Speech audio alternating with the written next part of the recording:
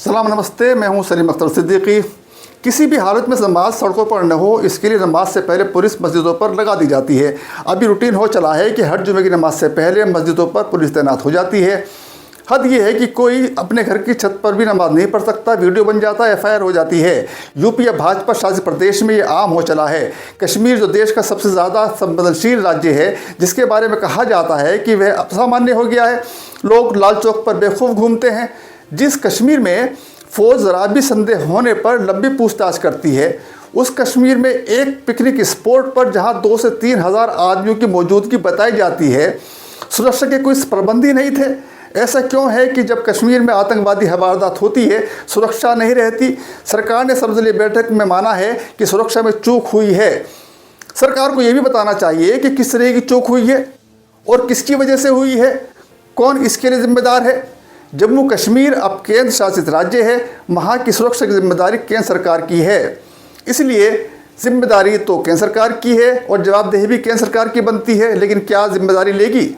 मज़े और हैरत की बात सुनिए। चूक की बात अल्पसंख्यक मामलों के मंत्री किरण रिजिजू ने कही है। उनका इस मामले से क्या लेना देना है?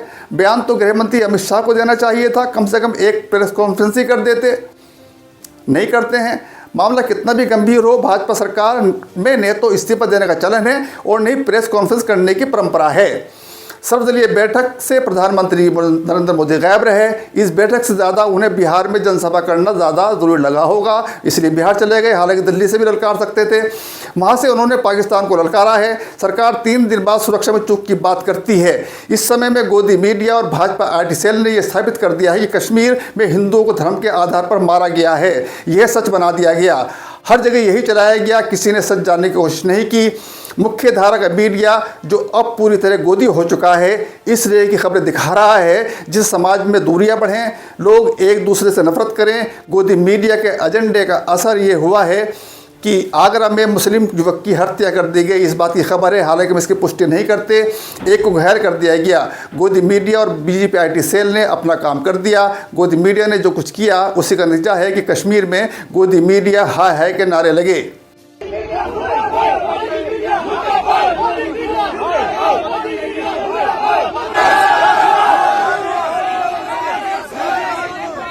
मैं यहाँ पर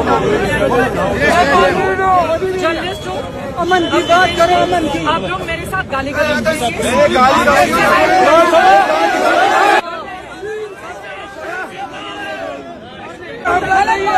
गलत बात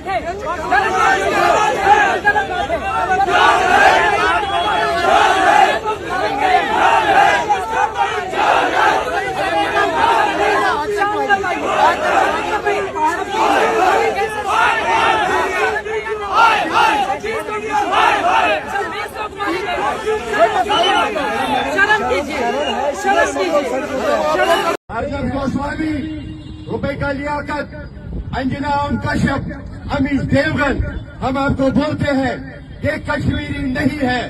कश्मीरियों के खिलाफ नैरेटिव मत चलाइए, कश्मीरियों के खिलाफ एक नेगेटिव प्रोपेगेंडा मत चलाइए। आपको अपनी TRP बढ़ानी है, बेशक बढ़ाइए। आपकी TRP आज इतनी है कि पूरी दुनिया आपको देख रही है। मैंने कल भी बोला, अर्नब गोस्वामी आपका एक बयान कश्मीरियों के लिए परेशानी बन सकता है, और वो परेशानी आज खड़ी हो गई। आपने देखा देहरादून से वीडियो आ गए, जम्मू से वीडियो आ गए, चंडीगढ़ से वीडियो आ गए, जहाँ हमारे बच्चों के साथ इस्तेसाल हो रहा है, जहाँ हमारे बच्चों को मारा पीटा जा रहा है। आज हम उसके खिलाफ यहाँ पे खड़े हैं। कल अगर हम टूरिस्ट के हक में खड़े थे, तो आज हम अपने बच्चों के खिलाफ हक में यहाँ खड़े हैं। हम आज ये इंडियन एक्सप्रेस में छपी खबर के अनुसार निशिकांत दुबे ने अपनी शादी की रजत जयंती अभी पिछले ही हफ्ते श्रीनगर में मनाई, कश्मीर में मनाई, जहां 27 बेकसूर सैलानियों को भून डाला गया। उस समारोह में उनके जैसे ही अनेक लोग जश्न मना रहे थे। चारों ओर सुरक्षा के घेरे थे। करीब 10 दिन पहले आयोजित इस भव्य समारोह में कई दलों के नेता शामिल हुए थे। RJD की ओर से अपने सोशल मीडिया अकाउंट X पर इस खबर के बारे में स्पष्टीकरण की मांग की गई है। इसमें लिखा गया है, नफरत का पोषक, अपने ही खून और रिश्तेदारी में शादी कर हिंदू धर्म को बदनाम करने वाला, चीफ जस्टिस पर गृह युद्ध का आरोप लगाने वाला, घटना के दम पर राजनीतिक कद बढ़ाने के लिए व्याकुल और कुख्यात फर्जी डिग्री धारक बीजेपी सांसद निशिकांत दुबे पर आरोप है कि उसने अपनी शादी की रजत जयंती पिछले हफ्ते आतंकी हमले वाली जगह बनाई। उसके जश्न समारोह में कड़ी सुरक्षा थी, चारों ओर सुरक्षाकर्मी थे, लेकिन पहलगाम में आम आदमी और पर्यटकों के लिए कोई सुरक्षा नहीं थी। अगर हादसे के स्थल पर 4 सुरक्षाकर्मी भी होते तो पर्यटकों के साथ ये भयानक घटना नहीं होती। आरजेडी की ओर से ये भी लिखा गया है, इस मामले में प्रधानमंत्री, गृह मंत्री और वहाँ के एलजी से आप सवाल नहीं पूछ सकते, अन्यथा गोदी मीडिया के पेट में दर्द हो जाएगा। निशिकांत दुबे और इन दोषियों की जगह कोई दलित पिछड़ा होता तो जातिवादी मीडिया उनसे पीछे पड़ जाता और इनकी देशभक्ति और पत्रकारिता की भी जाग जाती। सोशल मीडिया प्लेटफॉर्म एक्स पर भी इस मुद्दे को लेकर तीखी प्रतिक्रियाएं देखने को मिली रही हैं। के यूजर्स ने सवाल उठाया है कि जब एक सांसद के निजी समारोह के लिए इतनी कड़ी सुरक्षा हो सकती है तो पहलगाम में 2000 पर्यटकों की सुरक्षा के लिए कोई इंतजाम क्यों नहीं किए गए। एक यूजर ने लिखा, पहलगाम हमले से 10 दिन पहले निशिकांत दुबे गुलमर्ग में पूरी सुरक्षा के साथ सालगिरह मना रहे थे, लेकिन 26 आम लोग आतंकी हमले में मारे गए। केंद्र सरकार जवाब दे, क्या सुरक्षा सिर्फ बीजेपी नेताओं के लिए है? भाजपा के कुछ नेताओं ने इस मामले पर टिप्पणी करने से इनकार किया है, लेकिन पार्टी के अंदर इस बात को लेकर चर्चा है कि जम्मू कश्मीर जैसे संवेदनशील क्षेत्र में निजी आयोजनों में वीआईपी सुरक्षा के इस्तेमाल पर स्पष्ट दिशा निर्देश होने चाहिए।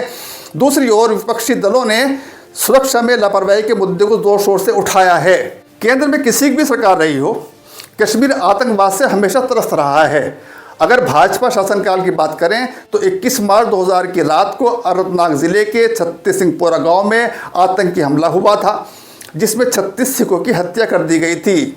2000 के अगस्त में पहलगाम के नूरमान क्षेत्र कैंप पर हुए आतंकी हमले में अमरनाथ तीर्थ यात्रियों को निशाना बनाया गया था। इस हमले में स्थानीय लोगों के साथ कुल 52 तीर्थ यात्रियों की हत्या कर दी गई थी। जुलाई 2001 में भी अमरनाथ यात्रियों को आतंकियों ने निशाना बनाया। इस हमले में आतंकियों ने 13 लोगों की हत्या की थी। ये हमला अनंतनाग के शेषनाग बेस कैंप पर हुआ था। 2001 में आतंकियों ने संसद को निशाना बनाया था। 2002 में कश्मीर के चंदनवारी बेस कैंप पर हुए आतंकी हमले में 11 अमरनाथ यात्री मारे गए थे। 23 नवंबर 2002 को जम्मू नगर श्रीनगर नेशनल हाईवे पर हमला हुआ था। इस हमले में 9 सुरक्षाकर्मी समेत 3 महिलाएं और 2 बच्चों समेत 19 लोगों की जान चली गई थी। गुजरात के अक्षरधाम मंदिर पर 22 सितंबर 2002 की शाम आतंकी हमला हुआ था। इस आतंकी हमले में मंदिर परिसर में मौजूद 32 श्रद्धालुओं और 3 सुरक्षाकर्मियों की जान चली गई थी। मार्च 2023 को हुए आतंकी हमले में पुलवामा जिले के नंदीमार गांव में 11 महिलाओं और 2 बच्चों समेत कम से कम 24 कश्मीरी पंडितों की हत्या कर दी गई थी। ये सब हमले तब हुए थे जब केंद्र में भाजपा की सरकार थी और अटल बिहारी वाजपेयी प्रधानमंत्री थे। नरेंद्र मोदी के प्रधानमंत्री बनने के बाद 2016 में पठानकोट के एयरबेस पर हमला हुआ था, जिसमें 7 जवान शहीद हुए थे। 2016 में उरी में हमला हुआ था, 19 जवानों की शहादत हुई थी। 2019 में सीआरपीएफ के काफिले पर आत्मघाती हमला हुआ था, जिसमें 40 जवान शहीद हुए थे पुलवामा। जुलाई 2017 में कश्मीर के कुलगाम में अमरनाथ यात्रा के लिए जा रही बस पर आतंकी हमला हुआ था। इस हमले में 8 लोगों की मौत हो गई थी। 22 अप्रैल 2025 को पहलगाम के बेसारन घाटी में आतंकियों ने टूरिस्टों को अपना निशाना बनाया। इस हमले में 26 पर्यटकों मारे गए। अब पहलगाम हादसे से बचे लोग कितना भी कहें कि कश्मीरियों ने बुरे वक्त में उनका साथ दिया, हर तरह की मदद की, अपने घरों में रखा, खाना दिया, उन्हें एयरपोर्ट तक पहुंचाया, लेकिन न कोई सुनने को तैयार है और नहीं दिखाने को। सोशल मीडिया में ज़रूर इस बात तरह के वीडियो चल रहे हैं। ऐसी एक महिला ने बताया कि उनके साथ किस तरह की मदद वहाँ के एक स्थानीय निवासी ने की। सोशल मीडिया में इस तरह के वीडियो वायरल हैं। इधर देश में जगह जगह कश्मीरी छात्रों का उत्पीड़न किया जा रहा है। लगातार खबरें आ रही हैं, लेकिन वो खबरें खास नहीं बन रही।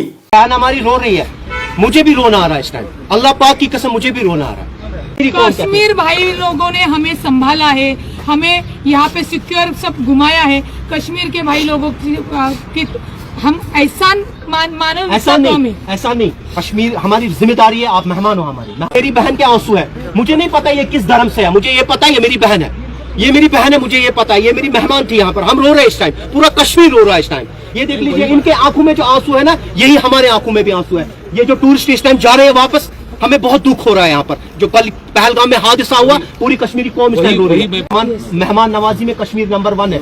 अब कौन करता है, क्या करता है, कश्मीरी इसमें कोई इन्वॉल्व नहीं है। कश्मीरी नहीं चाहता है, कोई भी कश्मीरी नहीं चाहता है कि ये हादसा हुआ। कोई, मुझे एक कश्मीरी दिखाओ कौन खुश हुआ। आज दुकानें बंद है, आज मार्केट बंद है, आज बिजनेस एस्टेब्लिशमेंट बंद है, स्कूल्स बंद है। ये बहन मगर रो रही है। आप मत रोइए, मुझे लगता है कि अल्लाह पाक की कसम बहन है मेरी, मुझे भी रोना आ रहा है इस टाइम। 18 तारीख से कल का हादसा होने से पहले तक कश्मीर में हमने बहुत एंजॉय किया।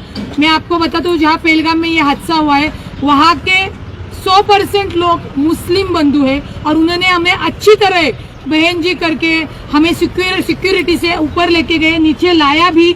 हमें कभी ऐसा लगा नहीं था कि ये हादसा यहाँ पे हमें सहन करना पड़ेगा।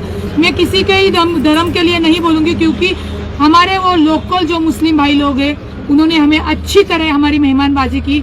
बहन करके हमें जो जो चाहिए था वो सब दिया। हमारे बच्चे संभाले, यानी वो घोड़े पे आपकी सवारी करते समय एक सपोर्टर लगता है वो। नमस्ते, मैं मेघा शर्मा, कोटा राजस्थान से। मैं यहाँ श्रीनगर घूमने के लिए आई थी। कल हम श्रीनगर से पहलगाम की तरफ जा रहे थे, तो पहलगाम बस स्टैंड पर हमको पता चला कि वहां पर अटैक हुआ है और भगदड़ मची हुई है।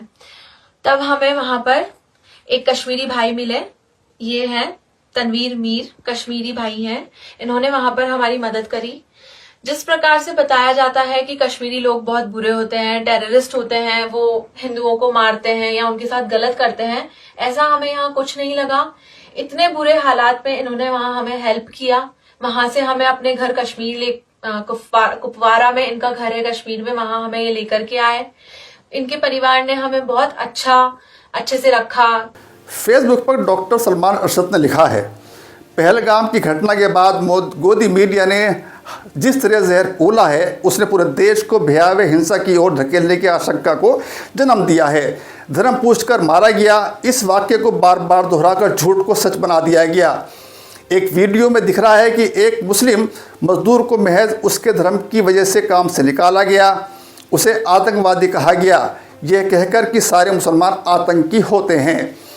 सबसे ज़्यादा हैरानी उस बौद्धिक तबके और पत्रकारों पर होती है जो हमारे लोगों को मारा गया और धर्म पूछकर मारा गया की उन्मादी लहर में बह रहे हैं, जिनसे उम्मीद थी कि वे सरकार से पूछेंगे आतंकवाद से लड़ने की राजनीति इतनी रहस्यमय क्यों है कि पता ही नहीं चलता कि आप लड़ रहे हैं या लड़वा रहे हैं। मीडिया ने न सरकार से सुरक्षा को लेकर सवाल किया और न ही उन कश्मीरी नागरिकों को सामने लाया जिन्होंने पर्यटकों की मदद की और आतंकवाद का खुलकर विरोध किया।